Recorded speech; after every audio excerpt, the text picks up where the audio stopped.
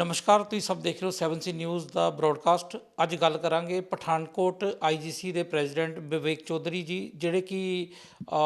Industrial ਦੇ president ਹੈਗੇ ਆ, ਔਰ ਉਹਨਾਂ ਨਾਲ ਗੱਲਬਾਤ ਕਰਾਂਗੇ ਔਰ ਪੁੱਛਾਂਗੇ ਕਿ ਇੰਡਸਟਰੀ ਜਿਹੜੀ ਉਹ ਅੱਗੇ ਕਿਹੜੇ ਤਰੀਕੇ ਵਧੇਗੀ, ਔਰ ਇੰਡਸਟਰੀ ਦਾ ਉਦਯੋਗ ਜਗਤ 'ਤੇ ਬਹੁਤ ਹੀ ਵੱਡਾ ਰੋਲ ਰਹਿੰਦਾ ਹੈ, ਔਰ ਉਹਦੇ ਬਾਰੇ ਗੱਲਬਾਤ ਕਰਾਂਗੇ। ਨਮਸਕਾਰ ਵਿਵੇਕ ਜੀ।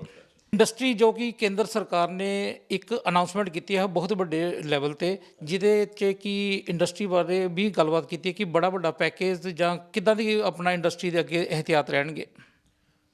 ਅਜੇ ਜੀ, ਜਿੱਦਾਂ ਕਿ ਕੱਲ੍ਹ ਸਾਡੇ ਫਾਈਨੈਂਸ ਮਿਨਿਸਟਰ ਨੇ ਅਨਾਊਂਸਮੈਂਟ ਕੀਤੀ ਹੈ ਔਨ ਦਾ ਡਾਇਰੈਕਸ਼ਨਸ ਆਫ ਸਾਡੇ honourable prime minister Narendra Modi ji ਦੇ, ਉਹਨਾਂ ਨੇ ਕੱਲ੍ਹ ਜਿਹੜਾ ਇੱਕ ਪੈਕੇਜ ਡਿਕਲੇਅਰ ਕੀਤਾ ਸੀਗਾ, ਉਹਦੇ ਵਿੱਚ ਸਾਡੀ ਇੰਡਸਟਰੀ ਨੂੰ ਵੀ ਇੱਕ ਅਮਾਊਂਟ ਡਿਕਲੇਅਰ ਕੀਤਾ ਉਹਨਾਂ ਨੇ, ਜਿਹੜਾ ਕਿ MSME ਜਿਹਨੂੰ ਕਹਿੰਦੇ ਹੈਗੇ ਆ, ਮਾਈਕਰੋ ਸਮਾਲ ਮੀਡੀਅਮ ਐਂਟਰਪ੍ਰੀਨਿਓਰ ਦੇ ਅਗੇਂਸਟ। ਉਹਦੇ ਵਿੱਚ ਉਹਨਾਂ ਨੇ ਇੱਕ ਸਪੈਸ਼ਲ ਪੈਕੇਜ ਦਿੱਤਾ ਹੈਗਾ, ਜਿਹਦੇ ਵਿੱਚ ਕਿ ਜਿਹੜੀ ਐਗਜ਼ਿਸਟਿੰਗ ਇੰਡਸਟਰੀਜ਼ ਹੈਗੀਆਂ ਜਿਹੜੀ ਚੱਲ ਰਹੀਆਂ, ਉਹਨਾਂ ਦੇ ਲੋਨਸ ਚੱਲ ਰਹੇ ਆ, ਉਹਦੀ ਲਿਮਿਟਸ ਚੱਲ ਰਹੀਆਂ, ਉਹ ਜਿਹੜੇ ਲੋਨਸ ਲਿਮਿਟ ਹੈਗੇ ਆ ਉਹਨੂੰ ਫਰਦਰ ਇਨਹਾਂਸ ਕਰਨ ਵਾਸਤੇ ਉਹਨਾਂ ਨੇ ਇੱਕ ਅਮਾਊਂਟ ਫਿਕਸ ਕਰਤਾ ਹੈ ਕਿ ਉਸ ਅਮਾਊਂਟ ਦੇ ਅੰਦਰੋਂ ਜਿਹੜੇ ਵੀ ਇੰਡਸਟਰੀਅਲਿਸਟ ਜਾਂ ਕੋਈ ਵਪਾਰੀ ਜਿਹੜਾ ਹੈਗਾ, ਜਿਹੜਾ MSME ਦੇ ਅੰਡਰ ਰਜਿਸਟਰਡ ਹੈਗਾ, ਉਹ ਆਪਣੀ ਲਿਮਿਟ 'ਤੇ ਉਹ ਵਧਾ ਸਕਦਾ ਹੈਗਾ, ਜਿਹਦੇ ਵਿੱਚ ਜਿਹੜਾ ਉਹ ਅਮਾਊਂਟ ਲਏਗਾ, ਐਕਸਟਰਾ ਅਮਾਊਂਟ ਲਏਗਾ, ਉਹਨੂੰ ਕੋਈ ਕੋਲੈਟਰਲ ਨਹੀਂ ਦੇਣੀ ਪਏਗੀ, ਕੋਈ ਸਿਕਿਉਰਿਟੀ ਡਿਪੋਜ਼ਿਟ ਨਹੀਂ ਕਰਵਾਉਣਾ ਪਏਗਾ। ਇਹ ਕੋਲੈਟਰਲ ਫ੍ਰੀ ਅਤੇ ਸਿਕਿਉਰਿਟੀ ਫ੍ਰੀ ਲੋਨ ਹੋਏਗਾ, ਜਿਹਦੀ ਕਿ ਜਿਹੜੀ ਵਾਪਸੀ ਹੋਏਗੀ ਇਸ ਲੋਨ ਦੀ, ਉਹ ਵਿਦਿਨ 4 ਇਅਰਸ ਹੋਏਗੀ। ਪਹਿਲੇ 12 ਮਹੀਨੇ ਉਹਦੇ ਵਿੱਚ ਕੋਈ ਵੀ ਤੁਹਾਡਾ ਇੰਟਰਸਟ ਔਰ ਜਾਂ ਪ੍ਰਿੰਸੀਪਲ ਅਮਾਊਂਟ ਉਹਦੀ ਵੇਵਰ ਹੋਏਗੀ, ਮਤਲਬ ਉਹ ਰਿਲੈਕਸ ਕੀਤਾ ਉਹਨਾਂ ਨੇ ਕਿ 12 ਮਹੀਨੇ ਤੋਂ ਬਾਅਦ ਹੀ ਉਹਦਾ ਜਿਹੜਾ ਇੰਪਲੀਮੈਂਟੇਸ਼ਨ ਆਫ ਜਿਹੜਾ ਰਿਕਵਰੀ ਕਰਨੀ ਹੈ ਉਸ ਤੋਂ ਬਾਅਦ ਹੀ ਹੋਏਗਾ, ਉਹ 12 ਮਹੀਨੇ ਦੀ ਰਿਲੈਕਸੇਸ਼ਨ ਹੈਗੀ ਹੈ। ਇਹਦੇ ਨਾਲ ਕੀ ਹੋਏਗਾ ਜੀ, ਜਿਹੜੀ ਐਗਜ਼ਿਸਟਿੰਗ ਇੰਡਸਟਰੀ ਸਾਡੀ ਇਸ ਟਾਈਮ ਜਿਸ COVID-19 ਦੇ ਦੌਰਾਨ ਜਿਹੜੀ ਪਿਛੜ ਗਈ ਹੈਗੀ ਹੈ ਪੈਸੇ ਦੇ ਮਾਮਲੇ ਵਿੱਚ ਜਾਂ ਹੋਰ ਅਰਥ ਵਿਵਸਥਾ ਦੇ ਮਾਮਲੇ ਵਿੱਚ, ਇੱਕ ਹੈਲਪ ਮਿਲੇਗੀ, ਇੱਕ ਬੂਸਟਰ ਮਿਲੇਗਾ ਇੰਡਸਟਰੀ ਨੂੰ ਇਸ ਇਹਦੇ ਨਾਲ, ਲੋਨ ਦੇ ਨਾਲ।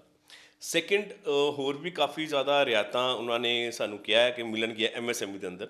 ਜਿੱਦਾਂ MSME ਦੀ ਇੱਕ ਸੀਗੀ ਕੈਟਾਗਰੀ ਸੀਗੀ, ਮਾਈਕਰੋ ਹੈ, ਸਮੌਲ ਹੈ, ਮੀਡੀਅਮ ਹੈ, ਇਹ ਇੰਡਸਟਰੀ ਦੀ ਕੈਟਾਗਰੀ ਸੀਗੀਆਂ। ਉਹਨਾਂ ਨੇ ਕੀਤਾ ਸੀ, ਜਿੱਦਾਂ ਪਹਿਲੇ ਇੱਕ ਮਾਈਕਰੋ ਇੰਡਸਟਰੀ ਸੀਗੀ ਜਿਹੜੀ 25 ਲੱਖ ਤੱਕ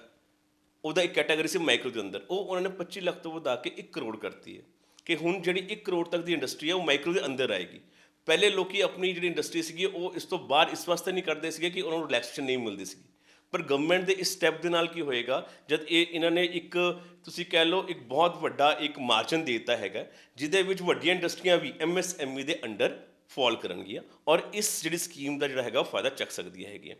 ਇਹਦੇ ਵਿੱਚ ਹੋਰ ਸੀਗਾ MSME ਦੇ ਅੰਦਰ 3-4 ਕੈਟਾਗਰੀ ਸੀਗੀਆਂ, ਜਿੱਦਾਂ ਇੱਕ ਮੈਨੂਫੈਕਚਰਿੰਗ ਸੀਗੀ, ਇੱਕ ਸਰਵਿਸ ਸੀਗੀ। ਉਹਨਾਂ ਨੇ ਉਹਦੇ ਵਿੱਚ ਵੀ ਕੀ ਕੀਤਾ, ਉਹਨਾਂ ਨੂੰ ਇੱਕ ਸਿਮਿਲਰ ਕਰਤਾ, ਸਟੇਟ ਅਵੇ ਕਰਤਾ ਕਿ ਹੁਣ ਜਿਹੜੀ ਸਰਵਿਸ ਵਾਲੀ ਸੀਗੀ ਉਹ ਵੀ ਮੈਨੂਫੈਕਚਰਿੰਗ ਨਾਲ ਹੀ ਅਟੈਚ ਹੋ ਜਾਏਗੀ। ਦਿਸ ਇਜ਼ ਵਨ ਆਫ ਦਾ ਇੱਕ ਇਹਨਾਂ ਨੇ ਹੋਰ ਇੱਕ ਰਿਲੈਕਸੇਸ਼ਨ ਕਰਤੀ ਹੈਗੀ ਹੈ। ਪਲੱਸ ਜਿਹੜਾ ਸਾਡਾ ਇੱਕ 3 ਮਹੀਨੇ ਦੇ ਇੱਕ ਸਾਡਾ ਸੀਗਾ ਜਿਹੜਾ EPF ਵਗੈਰਾ ਅਸੀਂ ਦਿੰਦੇ ਸੀਗੇ, ਡਿਪੋਜ਼ਿਟ ਕਰਵਾਉਂਦੇ ਸੀਗੇ, ਉਹਦੇ ਵਿੱਚ ਗਵਰਨਮੈਂਟ ਨੇ 3 ਮਹੀਨੇ ਦੀ ਰਿਲੈਕਸ਼ਨ ਦਿੱਤੀ ਸੀਗੀ ਕਿ ਜਿਹੜਾ ਇੰਪਲੋਇਰ ਕੋਲੋਂ ਜਿਹੜਾ ਪੈਸਾ ਲੈਂਦੀ ਹੈ ਉਹ ਦੇਗੀ ਸੈਂਟਰਲ ਗਵਰਨਮੈਂਟ। ਹੁਣ ਉਹਨਾਂ ਨੇ ਵਧਾ ਕੇ ਪਹਿਲੇ ਮਈ ਤੱਕ ਸੀਗਾ, ਹੁਣ ਜੂਨ, ਜੁਲਾਈ, ਅਗਸਤ ਫॉर ਫਰਦਰ 3 ਮੰਥਸ ਉਹਨਾਂ ਨੇ ਇਸ ਪੀਰੀਅਡ ਨੂੰ ਹੋਰ ਵਧਾਤਾ, which will more helpful to the employer also. ਇਹ ਜਿਹੜੇ ਲੋਨ ਜਿਹੜਾ ਲੋਨ ਹੈਗਾ, ਇਹ ਕਦ ਤੱਕ ਆਮ ਜਨ ਨੂੰ ਜਾਂ ਇੰਡਸਟਰੀਆਂ ਤੱਕ ਪਹੁੰਚੇਗਾ? ਅਜੇ ਜੀ, ਇਹ ਬੜਾ ਅੱਛਾ ਇੱਕ ਪੁਆਇੰਟ ਹੈਗਾ। ਬੇਸਿਕਲੀ ਕੀ ਹੈ, ਗਵਰਨਮੈਂਟ ਨੇ ਅਨਾਊਂਸ ਕਰਤਾ, ਹੁਣ ਇਹ ਕਹਿੰਦੇ MSME ਨੂੰ ਅਸੀਂ ਇੱਕ ਪਰਟੀਕੂਲਰ ਅਮਾਊਂਟ ਡਿਪੋਜ਼ਿਟ ਮਤਲਬ ਦੇ ਦਾਂਗੇ ਉਹਨਾਂ ਨੂੰ, ਜਿੰਨਾ ਵੀ ਅਮਾਊਂਟ ਗਵਰਨਮੈਂਟ ਨੇ ਡਿਸਾਈਡ ਕੀਤਾ ਹੈ। ਇਹਦੀ ਇੰਪਲੀਮੈਂਟੇਸ਼ਨ ਕਰਨੀ ਹੈ ਬੈਂਕਸ ਨੇ। ਹੁਣ ਜਦ ਤੱਕ ਬੈਂਕਾਂ ਕੋਲ ਕੋਈ ਨੋਟੀਫਿਕੇਸ਼ਨ ਨਹੀਂ ਆਏਗੀ, ਬੈਂਕਸ ਆਪਣੀ ਮਨਮਰਜ਼ੀ ਨਹੀਂ ਕਰ ਸਕਦਾ, ਜਾਂ RBI ਵੱਲੋਂ ਕਰਨਗੇ ਜਾਂ ਹੋਰ ਨੋਟੀਫਿਕੇਸ਼ਨਸ ਆਉਣਗੀਆਂ।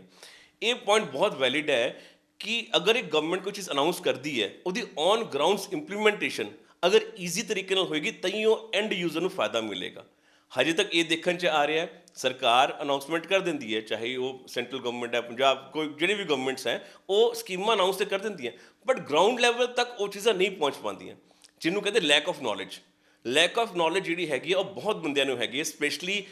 ਜਿਹੜੇ ਸਾਡੇ ਬੈਂਕਸ ਹੈਗੇ ਆ, ਉਹ ਕਈ ਵਾਰ ਕਹਿੰਦੇ ਸਾਨੂੰ ਨੋਟੀਫਿਕੇਸ਼ਨ ਨਹੀਂ ਆਈ ਜੀ। ਹੁਣ ਸਪੋਜ਼ ਕੋਈ ਬੰਦਾ ਵਪਾਰੀ ਜਾਂਦਾ ਕਿਸੇ ਬੈਂਕ 'ਚ ਜਾਂਦਾ ਹੈਗਾ, ਜੀ ਮੈਂ MSME ਅੰਦਰ ਰਜਿਸਟਰਡ ਹੈਗਾ, ਇਹ ਸਰਕਾਰ ਨੇ ਜੀ ਅਨਾਊਂਸਮੈਂਟ ਕੀਤੀ ਹੈ, ਮੈਨੂੰ ਇਹਦਾ ਬੈਨੀਫਿਟ ਦਿਓ। ਉਹ ਬੈਂਕ ਵਾਲਾ ਕਹਿੰਦੇ ਸਾਨੂੰ ਤਾਂ ਨੋਟੀਫਿਕੇਸ਼ਨ ਹੀ ਕੋਈ ਨਹੀਂ ਹੈ।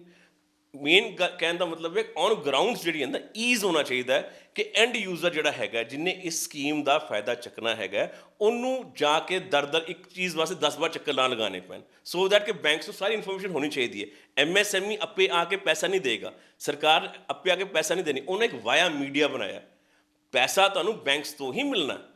ਐਮਐਸਐਮਈ ਨੇ ਇਹ ਨਹੀਂ ਕਹਿਣਾ ਕਿ ਤੁਸੀਂ ਜੀ ਕੰਮ ਕਰ ਰਹੇ ਹੋ ਆ ਕੇ ਪੈਸੇ ਲੈ ਲਓ ਹੁਣ ਜਦ ਤੱਕ ਬੈਂਕਾਂ ਕੋਲ ਉਹ ਕੰਮ ਆਏਗੀ ਆਪਣਾ ਰਿਪੋਰਟਸ ਆਉਣਗੀਆਂ ਕਿੱਦਾਂ ਕਰਨਾ ਹਜੇ ਤੱਕ ਉਹਦੀ ਕੋਈ ਨੋਟੀਫਿਕੇਸ਼ਨ ਨਹੀਂ ਆਈ ਹੈ ਬਟ ਇਹ ਰਿਕੁਐਸਟ ਕਰਨੇ ਆ ਜੋ ਵੀ ਇਹਨਾਂ ਨੇ ਅਨਾਉਂਸਮੈਂਟ ਕੀਤੀ ਹੈਗੀ ਹੈ ਕਾਈਂਡਲੀ ਇਹਨੂੰ ਈਜ਼ੀ ਰੱਖਣ ਇਹ 'ਚ ਜ਼ਿਆਦਾ ਫਾਰਮੈਲਿਟੀਜ਼ ਨਾ ਇਨਵੋਲਵ ਕਰਨ ਠੀਕ ਹੈ ਬੈਂਕਾਂ ਨੂੰ ਸਟੈਂਡਿੰਗ ਇੰਸਟਰਕਸ਼ਨਸ ਹੋਣੀ ਚਾਹੀਦੀਆਂ ਹੈਗੀਆਂ ਕਿ ਵੀ ਕੋਈ ਵੀ ਤੁਹਾਡੇ ਕੋਲ ਬੰਦਾ ਆਂਦਾ ਜਿਹਦੇ ਆਲਰੇਡੀ ਲੋਨਸ ਚੱਲ ਰਹੇ ਲਿਮਿਟਸ ਚੱਲ ਰਹੀਆਂ ਹੈਗੀਆਂ ਉਹਨੂੰ ਈਜ਼ੀਲੀ ਇਸ ਚੀਜ਼ ਦੀ ਅਵੇਲੇਬਿਲਿਟੀ ਦੇ ਕੇਂਦਰ ਸਰਕਾਰ ਨੇ ਇਹ ਜਿਹੜੀ ਅਨਾਉਂਸਮੈਂਟ ਕੀਤੀ ਹੈ ਕਿ ਇੰਡਸਟਰੀ ਤੱਕ ਲੋਨ ਦੀ ਜਾਂ ਜਿਸ ਤਰ੍ਹਾਂ ਵੀ ਤੁਸੀਂ ਕਹਿੰਦੇ ਪਏ ਹੋ ਕਿ ਇਹ ਜੋ ਵੀ ਅਨਾਉਂਸਮੈਂਟ ਹੈ ਕਿੱਥੋਂ ਤੱਕ ਸਹੀ ਹੈਗੀ ਹੈ ਦੇਖੋ ਮੈਂ ਤੁਹਾਨੂੰ ਪਹਿਲੇ ਕਿਹਾ ਜੀ ਅਨਾਉਂਸਮੈਂਟ ਤਾਂ ਬਹੁਤ ਅੱਛੀਆਂ ਹੈਗੀਆਂ ਦੇਖਣ ਨੂੰ ਬਹੁਤ ਅੱਛਾ ਲੱਗ ਰਿਹਾ ਸੁਣਨ ਨੂੰ ਬਹੁਤ ਅੱਛਾ ਲੱਗ ਰਿਹਾ ਸਿਰਫ ਇਹੀ ਗੱਲ ਹੈ ਹੁਣ ਜਿੱਦਾਂ ਤੁਸੀਂ ਕਹਿ ਲਓ ਜਿੱਦਾਂ ਈਪੀਐਫ ਦਾ ਨਵਾਂ ਗੱਲ ਕੀਤੀ ਹੈਗੀ ਹੈ ਉਹ ਇਹਨਾਂ ਨੇ ਅਨਾਉਂਸ ਕੀਤਾ ਤੇ ਇੰਪਲੀਮੈਂਟ ਵੀ ਹੋਇਆ ਅੱਗੇ ਹੁਣ ਜਿੱਦਾਂ ਇਹਨਾਂ ਨੇ ਹੁਣ ਮੋਦੀ ਜੀ ਨੇ ਗੱਲ ਕੀਤੀ ਹੈਗੀ ਹੈ ਆਤਮ ਨਿਰਭਰ ਭਾਰਤ ਠੀਕ ਹੈ ਨਹੀਂ ਇੱਕ ਬੜੀ ਅੱਛੀ ਕੋਟੇਸ਼ਨ ਹੈਗੀ ਹੈ ਜਿਹੜਾ ਕਿ ਇਹਨਾਂ ਨੇ ਬੜੇ ਸਾਲ ਪਹਿਲੇ ਇੱਕ ਮੁਹਿੰਮ ਚਲਾਈ ਸੀ ਮੇਕ ਇਨ ਇੰਡੀਆ ਇਹ ਆਤਮ ਨਿਰਭਰ ਭਾਰਤ ਵੀ ਜਿਹੜਾ ਹੈਗਾ ਸਮਝ ਲਓ ਉਹਦਾ ਇੱਕ ਹਿੱਸਾ ਹੈਗਾ ਅਗਰ ਇਹ ਮੋਦੀ ਜੀ ਨੇ ਕਿਹਾ ਹੈਗਾ ਕਿ ਅਸੀਂ ਆਤਮ ਨਿਰਭਰ ਭਾਰਤ ਦਾ ਮਤਲਬ ਹੈ ਅਸੀਂ ਆਪਣੇ ਆਪ 'ਤੇ ਇੰਡੀਪੈਂਡੈਂਟ ਹੋਈਏ ਸਾਨੂੰ ਬਾਹਰਲੀ ਜਿਹੜੀ ਵਿਦੇਸ਼ੀ ਜਿਹੜੀ ਹੈਗੀਆਂ ਬ੍ਰਾਂਡਸ ਹੈ ਕੁਛ ਹੈ ਜਾਂ ਅਸੀਂ ਇੰਪੋਰਟ ਕਰਵਾ ਰਹੇ ਹਾਂ ਅਸੀਂ ਉਹਦੀ ਡਿਪੈਂਡੈਂਸੀ ਘੱਟ ਕਰੀਏ ਸਾਡਾ ਮੇਨ ਮਕਸਦ ਹੋਣਾ ਚਾਹੀਦਾ ਆਪਣਾ ਇਨ ਹਾਊਸ ਅਸੀਂ ਆਪਣਾ ਪ੍ਰੋਡਕਟ ਬਣਾਈਏ ਉਹਨੂੰ ਪ੍ਰਮੋਟ ਕਰੀਏ ਜਿੱਦਾਂ ਇੱਕ ਵਰਡ ਆਇਆ ਹੈ ਬਾਏ ਵੋਕਲ ਫॉर ਲੋਕਲ ਠੀਕ ਹੈ ਜੀ ਇਹ ਵੀ ਇੱਕ ਵਰਡਿੰਗ ਇਹਨਾਂ ਨੇ ਸਟਾਰਟ ਕੀਤੀ ਹੈ ਇਹ ਬੇਸਿਕਲੀ ਮੁਹਿੰਮ ਹੈ ਜਿਹੜਾ ਕਿ ਮੋਦੀ ਜੀ ਕਹਿੰਦੇ ਆ ਕਿ ਅਸੀਂ ਕਹਿੰਦੇ ਨਾ ਆਪਣੇ ਦੇਸ਼ 'ਚ ਹੀ ਸਭ ਕੁਝ ਕਰੀਏ ਅਸੀਂ ਦੂਜੇ 'ਤੇ ਡਿਪੈਂਡ ਨਾ ਰਹੀਏ ਹੁਣ ਤੁਸੀਂ ਇੱਕ ਚੀਜ਼ ਦੇਖੋ ਇਸ ਕੋਵਿਡ-19 ਆਉਣ ਤੋਂ ਪਹਿਲੇ ਸਾਡੇ ਦੇਸ਼ ਵਿੱਚ ਇੰਡੀਆ ਵਿੱਚ ਪੀਪੀਈ ਕਿਟਸ ਨਹੀਂ ਬਣਦੀਆਂ ਸੀ ਨਾ ਮਾਤਰ ਬਣਦੀਆਂ ਸੀਗੀਆਂ ਬਟ ਇਹ ਪ੍ਰੋਬਲਮ ਆਈ ਔਰ ਇੱਕ make in India the scheme ਚੱਲ ਰਹੀ ਸੀਗੀ ਜਿਹਦੇ ਅੰਡਰ ਉਹਨਾਂ ਨੇ ਪੀਪੀਈ ਕਿਟਸ ਜਿਹੜੀ ਕਿ ਕੱਲ੍ਹ ਜਾਂ ਪਰਸੋਂ ਨਿਊਜ਼ 'ਚ ਦੱਸਿਆ ਸੀਗਾ ਇੰਡੀਆ 'ਚ ਹੁਣ 2 ਲੱਖ ਪੀਪੀਈ ਕਿਟਸ ਬਣ ਰਹੀਆਂ ਜਿਹੜੀ ਕਿ ਪਹਿਲਾਂ ਅਸੀਂ ਬਾਹਰੋਂ ਇੰਪੋਰਟ ਕਰਵਾ ਰਹੇ ਸੀਗੇ N95 ਮਾਸਕ ਪਹਿਲੇ ਕਿ ਨਾਮ ਮਾਤਰ ਇੰਡੀਆ 'ਚ ਬਣਦੇ ਸੀਗੇ ਹੁਣ ਹਰ ਜਗ੍ਹਾ N95 ਮਾਸਕ ਬਣ ਰਹੇ ਉਹਦੇ ਨਾਲ ਹੋਰ ਬੜਾ ਚੀਜ਼ਾਂ ਬਣ ਰਹੀਆਂ ਸੈਨੀਟਾਈਜ਼ਰਸ ਹੁਣ ਕਈ ਐਸੀ ਯੂਨਿਟ ਸੀਗੀਆਂ ਜਿਹੜੀ ਕੈਪੇਬਲ ਸੀਗੇ ਸੈਨੀਟਾਈਜ਼ਰ ਬਣਾਉਣ ਵਾਸਤੇ ਬਟ ਉਹ ਨਹੀਂ ਬਣਾਉਂਦੀ ਸੀਗੀ ਬਟ ਇਹ ਪ੍ਰੋਬਲਮ ਆਈ ਹੈਗੀ ਹੈ ਉਹਨਾਂ ਨੇ ਆਪਣੇ ਆਪ ਨੂੰ ਡਾਇਵਰਸੀਫਾਈ ਕੀਤਾ ਅੱਜ ਦੀ ਡੇਟ ਵਿੱਚ ਦੇਖੋ ਪ੍ਰੋਬਲਮ ਤਾਂ ਬਹੁਤ ਵੱਡੀ ਹੈ ਹੁਣ ਪ੍ਰੋਬਲਮ ਦਾ ਹੱਲ ਵੀ ਕੱਢਣਾ ਜਿਹੜੀ ਇਹ ਸਕੀਮਸ ਆ ਰਹੀਆਂ ਉਹ ਬੇਸਿਕਲੀ ਸਕੀਮਾਂ ਦੇ ਨਾਲ ਕੀ ਹੈ ਅੱਜ ਇੱਕ ਵਪਾਰੀ ਨੂੰ ਨਾਲ ਇੱਕ ਓਪਰਚੁਨਿਟੀ ਮਿਲ ਰਹੀ ਹੈ ਕਿ ਅਸੀਂ ਇਸ ਮੁਸ਼ਕਿਲ ਦੇ ਦੌਰ ਵਿੱਚ ਆਪਣੀ ਇੰਡਸਟਰੀ ਨੂੰ ਵਾਪਸ ਕਿੱਦਾਂ ਲੈ ਕੇ ਆਈਏ ਜਿਹੜੀ ਡਿਪੈਂਡੈਂਸੀ ਸਾਡੀ ਇੰਪੋਰਟਸ ਦੇ ਉੱਪਰ ਸੀਗੀ ਅਸੀਂ ਬਾਹਰੋਂ ਸਮਾਨ ਮੰਗਾਉਂਦੇ ਸੀ ਅਤੇ ਆਪਣੇ ਇੰਡੀਆ 'ਚ ਵੇਚਦੇ ਸੀਗੇ ਅੱਜ ਇੱਕ ਮੌਕਾ ਵੀ ਹੈ ਗਵਰਨਮੈਂਟ ਦੇ ਵੀ ਰਹੀ ਹੈ ਮੌਕਾ ਕਿ ਬਈ ਤੁਸੀਂ ਆਪਣੇ ਆਪ ਡਿਪੈਂਡੈਂਟ ਹੋ ਜਾਓ ਆਪਣੇ ਇੱਥੇ ਪ੍ਰੋਡਕਟ ਬਣਾਓ ਉਹਨੂੰ ਪ੍ਰਮੋਟ ਕਰੋ ਔਰ ਜਿਹੜਾ ਸਾਡਾ ਆਪਣਾ ਵਿਦੇਸ਼ੀ ਪ੍ਰੋਡਕਟ ਦੀ ਗੱਲ ਨਹੀਂ ਹੈ ਹੁਣ ਪੀਕਰਸ ਬਾਹਰ ਬੰਦੀਆਂ ਸੀਗੀਆਂ ਇੰਡੀਆ ਨੇ ਬਣਾਉਣੀ ਸ਼ੁਰੂ ਕਰਤੀਆਂ ਈਜ਼ੀਲੀ ਅਵੇਲੇਬਲ ਹੈਗੀਆਂ ਅਸੀਂ ਵੀ ਹੁਣ ਇਹ ਸੋਚ ਰਹੇ ਕਿ ਵੀ ਸਾਡੀ ਜਿਹੜਾ ਇੰਡਸਟਰੀ ਏਰੀਆ ਹੈਗਾ ਕੋਈ ਐਸੀ ਗਵਰਨਮੈਂਟ ਸਰਕਾਰ ਕੁਝ ਐਸੀ ਸਕੀਮਸ ਲਗਾਏ ਜਿਹਦੇ ਕਾਰਨ ਸਾਡੇ ਪਠਾਨਕੋਟ ਇੰਡਸਟਰੀ ਏਰੀਆ ਵਿੱਚ ਹੋਰ ਇੰਡਸਟਰੀਆਂ ਆਉਣ ਜਿਹੜੀ ਇਹ ਤੁਹਾਡੀ ਮੈਡੀਕਲ ਇਕਵਿਪਮੈਂਟਸ ਦੀ ਹੈਗੀਆਂ ਇੱਦਾਂ ਦੀ ਕੁਝ ਨਾ ਕੁਝ ਪ੍ਰੋਡਕਟ ਬਣ ਸਕਦੇ ਹੈਗੇ ਜਿਹੜੀ ਮੇਕ ਇਨ ਇੰਡੀਆ ਜਿਹੜਾ ਅਸੀਂ ਕਹਿ ਰਹੇ ਹਾਂ ਆਤਮ ਨਿਰਭਰ ਵਿੱਚ ਇਹ ਬਹੁਤ ਸਾਰੀ ਇੰਡਸਟਰੀ ਦਾ ਚੱਲ ਸਕਦੀ ਹੈ ਸਰ ਜਿਵੇਂ ਕਿ ਲਗਭਗ 2 ਮਹੀਨੇ ਦਾ ਅਰਸਾ ਹੋ ਚੱਲਿਆ ਲੋਕਡਾਊਨ ਨੂੰ ਲੱਗਿਆ ਇਹਦੇ ਦੌਰਾਨ ਤੁਸੀਂ ਇੰਡਸਟਰੀ ਨੂੰ ਜਾਂ ਜਿਹੜੀ ਲੇਬਰ ਵਗੈਰਾ ਉਹਨਾਂ ਨੂੰ ਕਿੱਦਾਂ ਮੈਨੇਜ ਕੀਤਾ ਦਿੱਕਤਾਂ ਬਹੁਤ ਆਈਆਂ ਜੀ ਬਹੁਤ ਦਿੱਕਤਾਂ ਆਈਆਂ ਸਾਨੂੰ ਇੰਡਸਟਰੀ ਨੂੰ ਦੇਖੋ ਇੰਡਸਟਰੀ ਤਾਂ ਬੰਦ ਹੀ ਰਹੀ ਹੈ ਬਟ ਹੁਣ ਜਿੱਦਾਂ ਸਾਡੇ ਲੋਕਲ ਐਡਮਿਨਿਸਟ੍ਰੇਸ਼ਨ ਨੇ ਜਿੱਦਾਂ ਵੀ ਸਾਨੂੰ ਹੈਲਪ ਕਰਕੇ ਸਾਡੇ ਲੋਕਲ ਪੋਲੀਟੀਕਲ ਜਿਹੜੇ ਬੰਦੇ ਸੀਗੇ ਜਿਹੜੇ ਪਾਰਟੀਜ਼ ਸੀ ਉਹਨਾਂ ਸਾਨੂੰ ਹੈਲਪ ਕਰਕੇ ਸਾਡੀਆਂ ਹੁਣ ਇੰਡਸਟਰੀਆਂ ਖੁੱਲ੍ਹ ਪਈਆਂ ਜੀ ਠੀਕ ਹੈ ਸਾਡੀਆਂ ਮੈਕਸਿਮਮ ਇੰਡਸਟਰੀ ਵਿੱਚ ਜਿਹੜੀ ਫੈਕਟਰੀਆਂ ਸੀਗੀਆਂ ਉਹ ਚੱਲ ਪਈਆਂ ਜਿਹੜੀ ਇਹ 40-45 ਦਿਨ ਲੋਕਡਾਊਨ ਰਿਹਾ ਜੀ ਅਸੀਂ ਲੇਬਰ ਜਿਹੜੀ ਮਾਈਗਰੈਂਟ ਲੇਬਰ ਸੀਗੀ ਅਸੀਂ ਬਾਹਰ ਨਹੀਂ ਭੇਜੀ ਸਾਡੀ ਫੈਕਟਰੀਆਂ ਵਿੱਚ ਹੀ ਰਹੀ ਹੈ ਉਹਨਾਂ ਦਾ ਅਸੀਂ ਪ੍ਰੋਪਰ ਲੁੱਕ ਆਫਟਰ ਕੀਤਾ ਜੀ ਹਰ ਇੱਕ ਇੰਡਸਟਰੀ ਵਾਲਿਆਂ ਨੇ ਹਰ ਇੱਕ ਫੈਕਟਰੀ ਓਨਰ ਨੇ ਆਪਣੇ ਅੰਦਰ ਹੀ ਲੇਬਰ ਰੱਖੀ ਹੈ ਬਾਹਰ ਨਹੀਂ ਕੱਢੀ ਉਹਨਾਂ ਦਾ ਰਹਿਣਾ ਖਾਣਾ ਪੀਣਾ ਜੋ ਵੀ ਰਾਸ਼ਨ ਵਗੈਰਾ ਸੀ ਸਭ ਪ੍ਰੋਵਾਈਡ ਕੀਤਾ ਹੁਣ ਦਿੱਕਤ ਇੱਕ ਆ ਰਹੀ ਹੈ ਸਾਨੂੰ ਅਸੀਂ ਡੇਲੀ ਫੇਸ ਕਰ ਰਹੇ ਹਾਂ ਜਿਹੜੇ ਕਿ ਲੇਬਰ ਬਾਹਰ ਜਾ ਰਹੀ ਹੈ ਮਾਈਗਰੈਂਟ ਲੇਬਰ ਜਿਹੜੀ ਬਾਹਰ ਜਾ ਰਹੀ ਹੈਗੀ ਹੈ ਅਸੀਂ ਥੋੜ੍ਹਾ ਉਹਦੇ ਹੱਕ 'ਚ ਨਹੀਂ ਹੈਗੇ ਉਹਦਾ ਰੀਜ਼ਨ ਇਹ, ਅਗਰ ਲੇਬਰ ਹੀ ਬਾਹਰ ਚਲ ਜਾਏਗੀ ਜੀ, ਤੇ ਅਸੀਂ ਕੰਮ ਕਿੱਦਾਂ ਕਰਾਂਗੇ? ਅਸੀਂ ਮਤਲਬ ਇੰਨੇ ਫੇਵਰ 'ਚ ਨਹੀਂ ਹੈ ਕਿ ਸਾਡੀ ਪਠਾਨਕੋਟ ਦੀ ਜਾਂ ਕਿਸੇ ਵੀ ਇੰਡਸਟਰੀ ਏਰੀਆ ਦੀ ਲੇਬਰ ਬਾਹਰ ਜਾਏ। ਕੰਮ ਤਾਂ ਜੀ ਲੇਬਰ ਨੇ ਕਰਨਾ ਹੈ, ਔਰ ਮਾਈਗਰੈਂਟ ਲੇਬਰ ਨੇ ਹੀ ਕਰਨਾ ਹੈ ਮੈਕਸਿਮਮ। ਜੇ ਅਸੀਂ 40-45 ਦਿਨ ਉਹਨੂੰ ਲੁੱਕ ਆਫਟਰ ਕਰ ਸਕਦੇ ਹਾਂ, ਉਹਦਾ ਖਰਚਾ ਚੱਕਿਆ, ਸਭ ਕੁਝ ਕੀਤਾ, ਪੈਸੇ ਵੀ ਦਿੱਤੇ ਹੈਗੇ। ਹੁਣ ਜਦ ਸਾਨੂੰ ਪਰਮਿਸ਼ਨਸ ਮਿਲ ਗਈਆਂ ਫੈਕਟਰੀ ਚਲਾਉਣ ਦੀਆਂ, ਤੇ ਹੁਣ ਉਹ ਲੇਬਰ ਚਲੀ ਜਾਏਗੀ ਵਾਪਸ, ਸਾਨੂੰ ਤਾਂ ਦੋਹਰੀ ਮਾਰ ਪੈ ਜਾਏਗੀ ਜੀ। ਬੜਾ ਫੈਕਟ ਹੈ ਜੀ ਗੱਲ ਦਾ, ਕਿ ਇੱਕ ਪਾਸੇ ਅਸੀਂ ਉਹ ਖਰਚੇ ਵੀ ਕਰ ਲਏ ਜੀ, ਦੂਜੇ ਪਾਸੇ ਹੁਣ ਪਰਮਿਸ਼ਨਾਂ ਵੀ ਲੈ ਲਈਆਂ। ਹੁਣ ਕੀ ਹੈ, ਅਸੀਂ ਕਹਿੰਦੇ ਅਸੀਂ ਫੁੱਲ ਫਲੈਸ਼ ਫੈਕਟਰੀਆਂ ਚਲਾਈਏ, ਅਸੀਂ ਪ੍ਰੋਡਕਸ਼ਨ ਵਾਪਸ ਆਪਣੀ ਫੈਕਟਰੀਆਂ ਨੂੰ ਲੈ ਕੇ ਆਈਏ, ਬਟ ਲੇਬਰ ਨਹੀਂ ਹੋਏਗੀ, ਅਸੀਂ ਪ੍ਰੋਡਕਸ਼ਨ ਕਿੱਦਾਂ ਕਰਾਂਗੇ ਜੀ? ਤੇ ਮੈਂ ਤਾਂ ਇਹੀ ਕਹਿਣਾ ਕਿ ਥੋੜ੍ਹਾ ਸਰਕਾਰ ਨੂੰ ਇਸ ਬਾਰੇ ਇਹ ਸੋਚਣਾ ਚਾਹੀਦਾ ਹੈ। ਸੈਂਟਰਲ ਗਵਰਨਮੈਂਟ ਵੀ ਟ੍ਰੇਨਾਂ ਚਲਾ ਰਹੀ ਹੈ, ਆਪਣੀ ਸਟੇਟ ਗਵਰਨਮੈਂਟਸ ਵੀ ਟ੍ਰੇਨ ਚਲਾ ਰਹੀ ਹੈ ਮਾਈਗਰੈਂਟ ਲੇਬਰ ਨੂੰ ਵਾਪਸ ਭੇਜਣ ਵਾਸਤੇ। ਥੋੜ੍ਹਾ ਜਿਹਾ ਉੱਤੇ ਸੋਚਣ, ਕਿਉਂਕਿ ਅਸੀਂ ਆਲਰੇਡੀ ਸਾਡੀ ਦੇਖੋ ਜੀ, ਕਿਸੇ ਵੀ ਸਿਟੀ, ਡਿਸਟ੍ਰਿਕਟ, ਸਟੇਟ, ਨੇਸ਼ਨ ਦੀ ਬੈਕਬੋਨ ਇੰਡਸਟਰੀਜ਼ ਹੈ ਜੀ। ਰੈਵਨਿਊ ਜਿਹੜਾ ਆਉਣਾ ਹੈ ਕਿਸੇ ਵੀ ਸਟੇਟ ਨੂੰ, ਨੇਸ਼ਨ ਨੂੰ, ਉਹ ਇੰਡਸਟਰੀ ਤੋਂ ਹੀ ਆਉਣਾ ਹੈਗਾ। ਜਿਹੜੀ GDP ਲੈਵਲ ਕਹਿੰਦੇ ਹੈ, ਰੇਟ ਕਹਿੰਦੇ ਹੈ, ਜਾਂ ਅਰਥ ਵਿਵਸਥਾ ਕਹਿੰਦੇ ਆ, ਉਹ ਇੰਡਸਟਰੀਆਂ ਨਹੀਂ ਪੂਰੀ ਕਰਨੀਆਂ ਸਰ, ਹੋਰ ਕਿੱਧਰੋਂ ਨਹੀਂ ਪੂਰੀ ਹੋ ਸਕਦੀ। ਇੰਡਸਟਰੀਆਂ ਲੇਬਰ ਨਾਲ ਹੀ ਚੱਲਣੀਆਂ। ਅਸੀਂ ਲੋਕੀ ਬੀਇੰਗ ਇੰਪਲੋਇਰ, ਅਸੀਂ ਇੰਪਲੋਇਮੈਂਟ ਦੇ ਸਕਦੇ ਹਾਂ, ਬਟ ਹੁਣ ਤੁਸੀਂ ਕਹੋ ਅੱਜ ਇੱਕ ਇੰਡਸਟਰੀ ਦੀ ਲੇਬਰ ਵਾਪਸ ਚਲੀ ਜਾਏਗੀ ਜੀ, ਠੀਕ ਹੈ, ਵਾਪਸ ਉਹਨਾਂ ਨੂੰ ਲਿਆਉਣਾ ਉਹ ਬੜਾ ਵੱਡਾ ਇੱਕ ਟਾਸਕ ਹੋਏਗਾ। ਅਗਰ ਇੱਕ 100 ਬੰਦਾ ਕਿਸੇ ਕੋਲ ਕੰਮ ਕਰ ਰਿਹਾ, 200 ਬੰਦਾ ਕੰਮ ਕਰ ਰਿਹਾ, ਉਹਦੇ ਵਿੱਚੋਂ ਅੱਧੀ ਲੇਬਰ ਵਾਪਸ ਚਲੀ ਜਾਏਗੀ, ਉਹ ਯੂਨਿਟ ਦੀ ਕੈਪੈਸਿਟੀ ਕਿੰਨੀ ਰਹਿ ਜਾਏਗੀ? 50%। 50% ਨਾਲ ਅਸੀਂ ਵਾਪਸ ਆਪਣੇ ਪੈਰਾਂ ਵਿੱਚ ਕਿੱਦਾਂ ਆਵਾਂਗੇ? ਚਾਹੇ ਸਰਕਾਰ ਜਿੰਨੀ ਮਰਜ਼ੀ ਸਕੀਮਾਂ ਦੇ ਦੇਣ ਸਰ, ਉਹ ਸਕੀਮਾਂ ਇੰਪਲੀਮੈਂਟ ਕਿੱਦਾਂ ਹੋਏਗੀ? ਅਸੀਂ ਲੋਨ, ਅਗਰ ਕਹਿੰਦੇ ਲੋਨ ਜਿੱਦਾਂ ਕਹਿ ਰਹੇ ਲੈ ਲਓ, ਹੋਰ ਲੈ ਲਓ, ਅਸੀਂ ਪੈਸੇ ਲੈ ਵੀ ਲਵਾਂਗੇ, ਚਲਾਵਾਂਗੇ ਕਿੱਦਾਂ ਇੰਡਸਟਰੀਆਂ?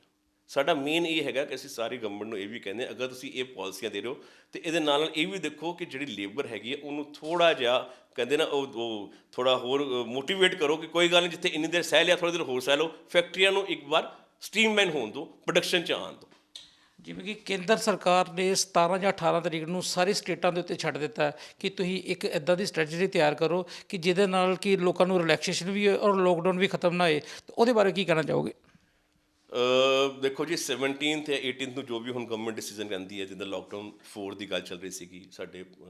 ਆਨਰੇਬਲ ਪ੍ਰਾਈਮ ਮਿਨਿਸਟਰ ਨੇ ਵੀ ਕਿਹਾ ਕਿ ਇਹ ਲੋਕਡਾਊਨ 4 ਜਿਹੜਾ ਹੋਏਗਾ, ਇਹ ਕੁਝ ਡਿਫਰੈਂਟ ਹੀ ਤਰੀਕੇ ਦਾ ਹੋਏਗਾ। ਹੁਣ ਆਈ ਡੋਂਟ ਨੋ ਕੀ ਉਹ ਨੈਕਸਟ ਅਨਾਊਂਸਮੈਂਟ ਕਰਦੇ ਕੀ ਨਹੀਂ ਕਰਦੇ, ਬਟ ਉਹਨਾਂ ਨੇ ਸਟੇਟਸ ਦੇ ਉੱਪਰ ਛੱਡਿਆ।